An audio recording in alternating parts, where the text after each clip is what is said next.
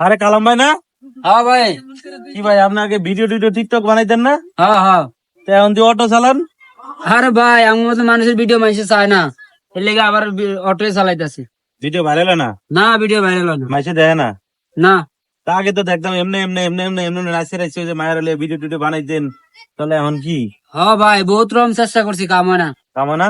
না। তো এখন অটোতে কয়টি এখন দৈনিক? যা হয় কি করবো আর। এখন কি আবার ভিডিও শুরু করবে নাকি এই শেষ? দর্শক যদি আমার চায় তাহলে করবো, সমস্যা কি। তো দর্শক বন্ধুরা, যে যেখান থেকে আমাদের ভিডিওটা দেখতেছেন, আমাদের কালাম ভাই মনের দুঃখে বনয়া বৈশা গান গাইতে আছে, ভিডিও টিডিও ছাড়িয়ে দিছে। এই ভিডিওটা যদি আপনারা একটু লাইক কমেন্ট শেয়ার করেন, তাহলে কালাম ভাই আবার নতুন করে ভিডিওর কাজ শুরু করব। তো সবকিছু আপনাদের উপরে।